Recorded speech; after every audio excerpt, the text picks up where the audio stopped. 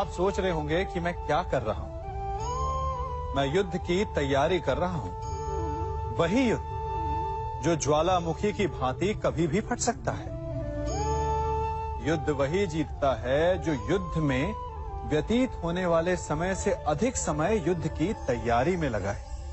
जो योद्धा अभ्यास क्षेत्र में जितना अधिक समय दे, रणभूमि में उतना ही कम रक्त बहेगा।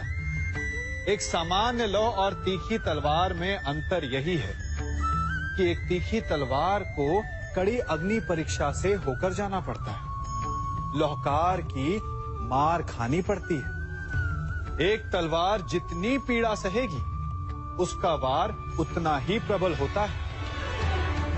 इसलिए पीड़ा से घबराए नहीं, उसका सामना करें, उसका अभ्यास करें, क्योंकि यही अभ्यास जीवन के युद्ध में आपको विजयश्री बनाता है। जब मेघ छाते हैं तो क्या होता है? अंधकार छा जाता है। मेघ गरजते हैं, बिजलियां कड़कती हैं, वर्षा होती है। सभी पशु अपने आश्रय स्थल पर जाकर छिप जाते हैं। मनुष्य अपने घरों की ओर दौड़ते हैं और सभी पक्षी अपने घोंसलों में जाकर छिप जाते हैं।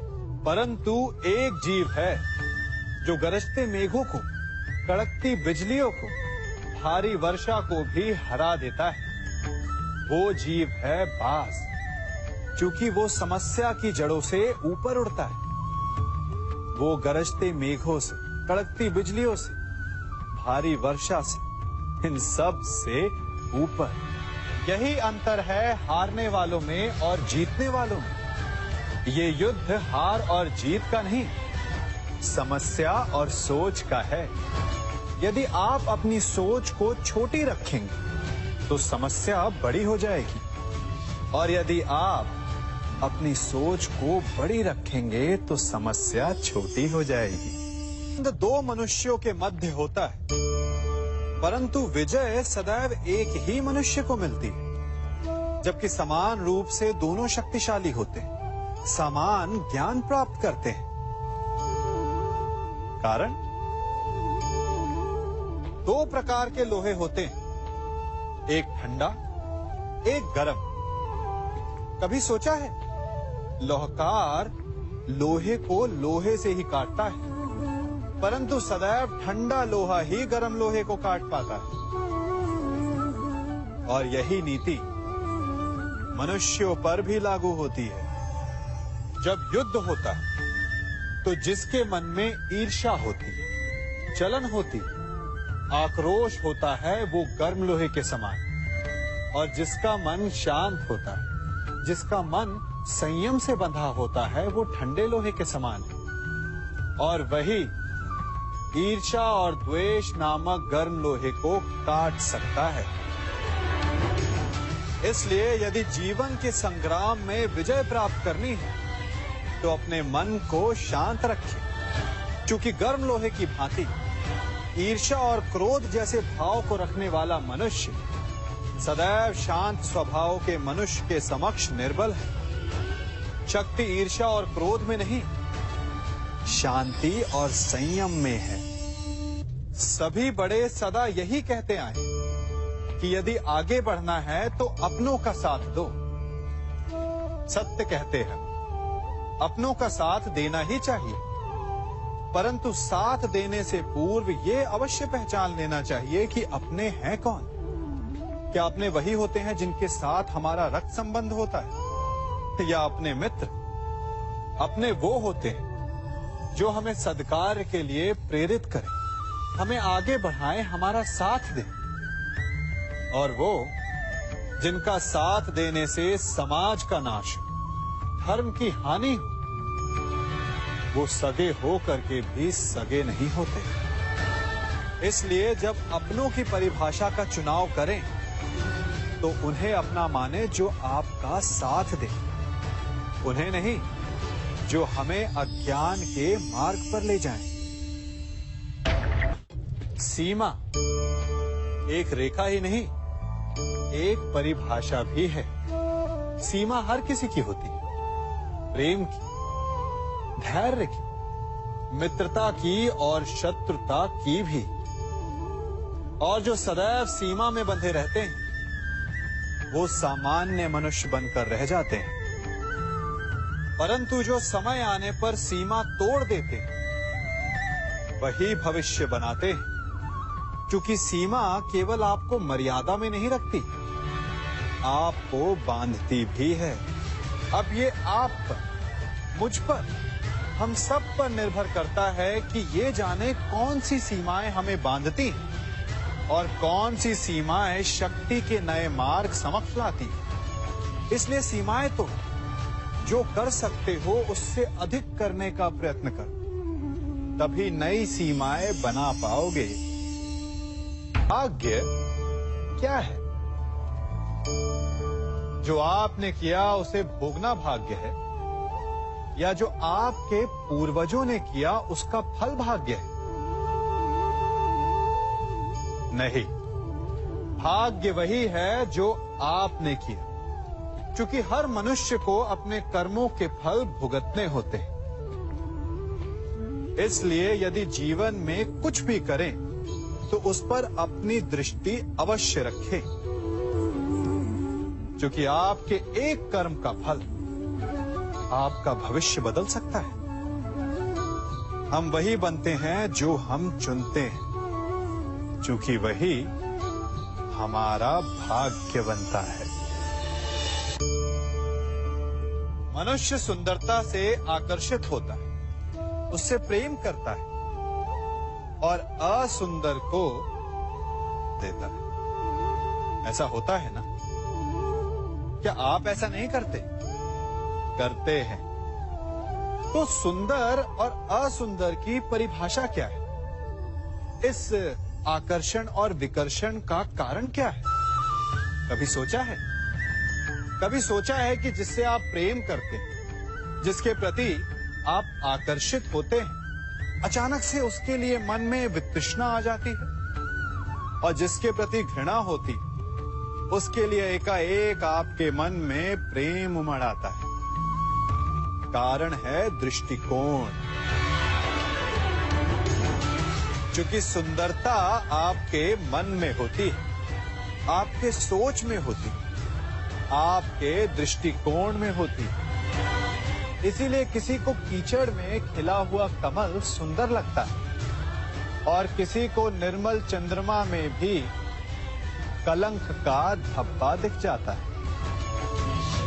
यदि आपको सुंदरता अनुभव करनी, हर पल आनंद में रहना है, तो अपने दृष्टिकोण को सुंदर बनाएं और अपने आप सब कुछ सुंदर बन जाएगा।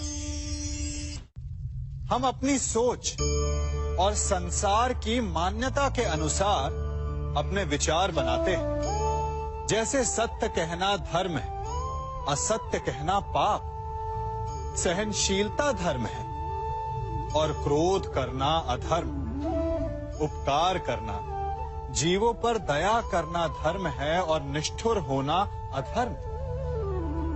परंतु क्या यही सत्य है?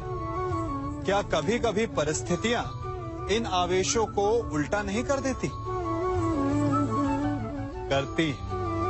यदि इस संसार में कुछ धर्म है, कुछ पुण्य है, कुछ महान है, तो परिस्थिति के अनुसार चलना। जटायु स्मरण है आप सबको, वो जिन्होंने रावण पर क्रोध किया था, उस पर आक्रमण किया था। उस समय जटायु का क्रोध पाप नहीं था, धर्म था। इसीलिए अंत में उन्हें भगवान राम की गोद मिली। और कुछ ऐसे भी होते हैं जो धर्म को सहनशीलता समझकर हर अन्याय को सहते हैं और अंत में वो बाणों की शैया पाते हैं। यदि कोई पशु या व्यक्ति अकारण आक्रमण करके किसी निर्दोष के प्राण लेने की चेष्टा करे, तो उसके रक्षा हेतु उसका वध कर देना पाप नहीं, समय की मांग है। क्योंकि आक्रमण भी आत्मरक्षण ही है। यदि किसी दुष्ट की सहायता करने से सामान्य मनुष्य को कष्ट पहुंचे, पीड़ा पहुंचे, तो उसे सहायता ना देना ही धर्म है। अकारण क्रोध अस्वीकार्य है, परंतु यदि क्रोध से कुछ शुभ हो, पाप बाहुभीत हो, तो क्रोध और दंड भी धर्म ही है। संसार का सबसे बड़ा पाप क्या है? असत्य बोलना, हत्या कर देना, चोरी करना या किसी का अपमान करना। संसार का सबसे बड़ा पाप है किसी निर्बल को सताना, और संसार का सबसे बड़ा दंड भी उस निर्बल के मुख से निकली हाय है। आप देख रहे हैं मैं क्या कर रहा हूं? मैं लौह पिघला रहा हूं, और ये लौह पिघलता है इस चमड़ी की बनी धूनकी से निकली हवा से। तनिक सोचिए, एक मृत पशु की खाल से बनी धूनकी इतने कठोर लोहे को भस्म कर सकती। ठीक उसी प्रकार आप चाहे जितने भी शक्तिशाली क्यों ना हो, यदि आपने किसी निर्दोष, किसी निर्बल को सताया, तो उसके मन से निकली हाय और उसका श्राप आपके जीवन को भस्म कर सकता है। स्वर्ण सज्जन पुरुष और परोपकारी मनुष्यों की गति एक समान होती है। यदि स्वर्ण टूट जाए तो उसे गर्म करो, ताप दो, पिघल कर वो फिर से जुड़ जाता है। ठीक उसी प्रकार मतभेद होने के पश्चात भी एक सज्जन पुरुष और महान पुरुष फिर से मित्र बन जाते हैं। परंतु दुर्जन दुष्ट माटी से बने लोग उस पके हुए मटके के समान होते हैं कि जिनमें यदि एक बार दरार आ जाए तो वो स्वयं ही स्वयं का सर्वनाश कर लेते हैं। इसलिए मित्रता केवल सज्जनों से ही करें ताकि मतभेद ना हो। दुष्टों का समूह अपना नाश स्वयं ही कर लेता है। यदि कोयले की खान में जाओ तो चाहे जितनी भी सावधानी बरतो, अपने वस्त्रों पर कालिख लग ही जाती है। इसलिए दुष्ट मित्रों से सावधान। सज्जन शत्रु प्रत्येक परिस्थिति में श्रेष्ठ है। प्रत्येक मनुष्य सफलता पाने के लिए कार्य करता है। कुछ सफल होते हैं, कुछ नहीं होते, और जो सफल नहीं होते वो सदा अपनी असफलता का कारण या तो अपनी परिस्थितियों को बताते हैं या अपने सहयोगियों को दोषी ठहराते हैं। परंतु क्या वास्तविकता में ऐसा ही होता है? क्या कोई परिस्थिति या कोई व्यक्ति किसी की असफलता का कारण बन सकते हैं? उत्तर हाँ भी है और ना भी। कैसे? आप इस तितली को देख रहे हैं? आपने एक मक्खी को भी देखा होगा। प्रकृति ने दोनों को समान गुण दिए हैं रस पान करने का। एक तितली फूलों पर जाकर उसका रस लेती और इस अवस्था में नए फूल खिलने की व्यवस्था भी करती है, और मक्खी घाव पर बैठती है, घाव को सड़ाती है और रोग भी फैलाती है। यदि इसमें किसी बात का अंतर है तो केवल सोच का। यदि आप उचित मार्ग चुनेंगे तो आपको सफलता मिलेगी, आप में उत्साह बढ़ेगा, और यदि आप अनुचित मार्ग चुनेंगे तो आपको असफलता मिलेगी, निराशा मिलेगी। अब उचित मार्ग चुनना है या अनुचित मार्ग, ये निर्णय तो आप पर निर्भर करता है। मनुष्य सदा भला बुरा, खरा खोटा, सत्य असत्य की बातें करता है। सत्य को अच्छा मानता है और असत्य को बुरा। परंतु क्या आपने कभी ये सोचा है कि प्रत्येक वस्तु, प्रत्येक भाव का एक महत्व होता है? दोनों ही एक दूसरे के पूरक होते हैं। यदि काला रंग नहीं होगा तो क्या श्वेत रंग की आभा का अनुभव होगा? यदि असत्य नहीं होगा तो क्या सत्य के महत्ता का ज्ञान होगा? यदि बुरा नहीं होगा तो क्या भले पर आपको विश्वास होगा? कुछ महत्वपूर्ण है तो दोनों के मध्य का संतुलन। बुरी से बुरी वस्तु, समय या भाव, कोई ना कोई स्वयं में शुभ छिपाए रखती है। कभी काले गरजते मेघों को देखा है? उसके किनारे भी एक स्वर्णिम आभा होती है। उसी प्रकार यदि आपके जीवन में बुरा समय आए तो आपको अपने सच्चे मित्रों की पहचान हो जाती है। तो बुरे समय में निराश ना हो, उसमें भी कुछ शुभ खोजने का प्रयास करें और धीरे धीरे सब कुछ आपके जीवन में स्वतः शुभ हो जाएगा। संसार में सबसे महत्वपूर्ण क्या है? दृष्टि या दृष्टिकोण, समझ या सोच? सामान्यतः मनुष्य की दृष्टि और सोच में अधिकतर वो वस्तु, वो घटनाएं, वो भाव श्रेष्ठ हैं जो हमें आनंद दे, और जो हमें आनंद नहीं देते उन्हें हम दुखदाई मान लेते हैं। परंतु दृष्टिकोण और सोच को यदि एक भिन्न कोण से देखें तो परिस्थितियां भिन्न सिद्ध हो सकती हैं। जिस प्रकार भीषण गर्मी हमें सुहाती नहीं, परंतु वही गर्मी सागर और नदियों के जल को वाष्पित करती है और हमें मनोरम वर्षा का आनंद देती है, उसी प्रकार भीषण परिश्रम के पश्चात हमें सफलता मिलती है। शिक्षा के पश्चात हमें हमारा लक्ष्य मिलता है। तो सदा स्मरण रखिएगा कि दुख और पीड़ा से भागे नहीं, क्योंकि यही भविष्य में आने वाले सुख का मूल है। जब भी आपने यात्रा की होगी तो अवश्य अपने मार्ग के आसपास कुछ रिक्त स्थान देखे होंगे, कुछ खेत देखे होंगे, कोई ना कोई भूमि का टुकड़ा अवश्य देखा होगा। कुछ स्थान ऐसे होते हैं जहां पेड़ लगे होते हैं, जहां माली बड़े प्रेम से उन्हें बोता है, उन्हें सींचता है। और कुछ स्थान ऐसे भी होते हैं जहां बिना माली के खरपतवार उग जाते हैं, कुछ अन्य पौधे उग जाते हैं। माली द्वारा उगाए वृक्ष हमें ठंडी छाया देते हैं, हमें फल देते हैं, ईंधन के लिए लकड़ियां देते हैं। और बिना परिश्रम के उपजित खरपतवार यदि कुछ करते हैं तो ये कि वो भूमि को बंजर बनाते हैं। हमारा मन भी रिक्त भूमि की भांति होता है।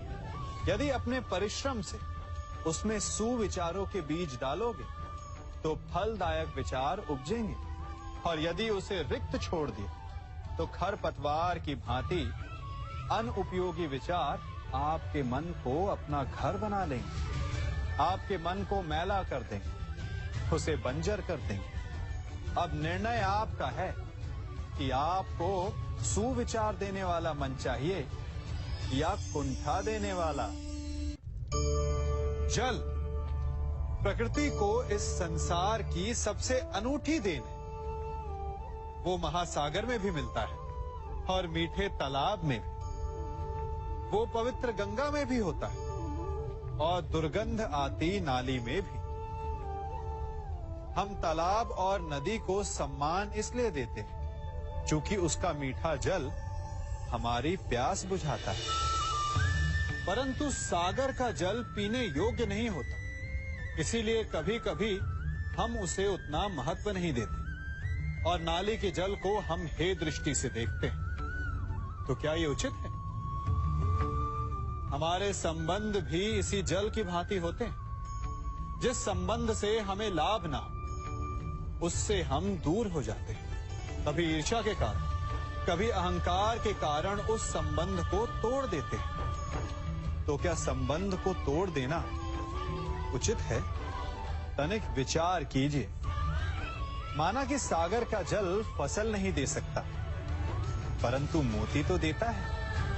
माना कि नाली का गंदा जल हमें किसी भी कार्य के लिए उपयुक्त ना लगे, परंतु वो भी कहीं लगी अग्नि को बुझा सकता है। ठीक इसी प्रकार प्रत्येक संबंध कहीं ना कहीं किसी न किसी परिस्थिति में उपयोगी हो सकता है।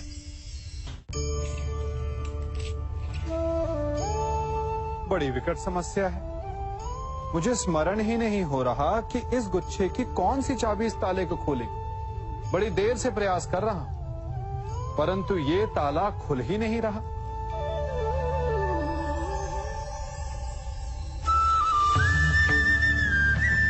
ऐसी परिस्थिति में आप क्या करेंगे?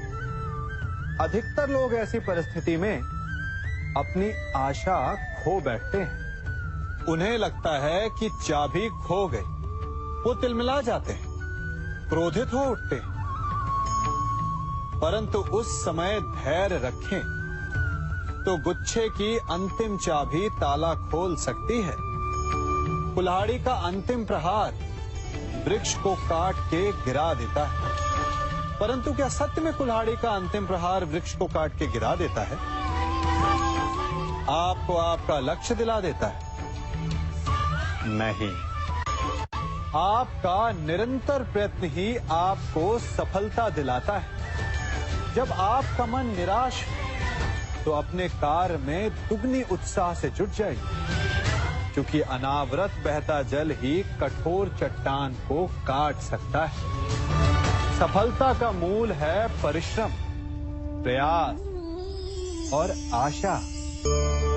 मनुष्य का जीवन ऋतुओं के समान होता है। आज ग्रीष्म तो कल वर्षा, परसों शीत। तनिक संकट आया तो हम संयम खो बैठते हैं। तनिक ऋतु बदली तो हम अधीर हो जाते हैं। अपने आक्रोश में, अपने क्रोध में हम उनसे ही संबंध बिगाड़ लेते हैं जो हमारे अपने होते हैं। क्यों ऐसा होता है ना? हमें लगता है कि हमारे अपने हैं, फिर से मना लेंगे। परंतु स्मरण रखिए, सदा ऐसा करना संभव नहीं होता। सागर की उछलती लहरों को तट सहता है, और यदि तट ही टूट जाए तो बाढ़ आ जाती। हमारे संबंध भी दूध की भांति होते हैं। दूध तपकर उबल सकता है, परंतु यदि उसमें खटास आ जाए तो वो फट भी जाते हैं। और फटे दूध को चाहे जितना मत लो, उसमें से माखन नहीं निकलेगा। इसीलिए अपने संबंधों को संभल कर निभाना चाहिए। मनुष्य की सबसे बड़ी दुर्बलता क्या होती है? सोचिए। धन, प्रेम, अहंकार। मनुष्य की सबसे बड़ी दुर्बलता होती है उसके रहस्य। चाहे आप कितने भी शक्तिशाली क्यों ना हो, कितने भी प्रबल क्यों ना हो, परंतु उसके रहस्य उसके नाश की चाबी होती है। इसलिए यदि प्रबल रहना है, शक्तिशाली रहना है, समर्थ रहना है, तो अपने रहस्य को किसी को भी ना बताएं, ना मित्र को और ना ही शत्रु को, क्योंकि समय पड़ने पर कब कौन शत्रु हो जाए ऐसा कहना संभव नहीं। विभीषण को रावण के अमृत कुंड का ज्ञात था, इसीलिए प्रभु श्री राम रावण का वध करने में सफल हो सके। इसलिए उचित यही है कि आप अपने रहस्य को स्वयं तक ही सीमित रखें। मनुष्य का मन बड़ा विचित्र होता है। कल्पना में ही विकास करता है, संपन्न भविष्य का स्वप्न देखता है, और कल्पना में ही जो नहीं हुआ उससे भय खाता है। और यही भय मनुष्य का सबसे बड़ा शत्रु है। हमारे भविष्य के मार्ग में, हमारे आनंद के मार्ग में सबसे बड़ी बाधा है। अब आप लोग मुझसे पूछेंगे कि इसका तोड़ क्या है, भय से मुक्ति कैसे पाई जाए? तो ये प्रश्न आप स्वयं से पूछिए। तनिक सोचिए, जब आप एक सुंदर भविष्य की कामना करते हैं तो उसे पाने के लिए आप परिश्रम करते हैं ना? ठीक उसी प्रकार भय से मुक्ति पाने के लिए आप उससे लड़ जाएं। और उसका निवारण आपको स्वतः ही मिल जाएगा। इसलिए जब भी भय आपको सताए तो उससे भागे नहीं, उससे घबराए नहीं, क्योंकि भय का काम ही होता है आपको भयभीत करना। इसलिए जब भी भय आप पर आक्रमण करे तो आप भी उस पर पहले ही आक्रमण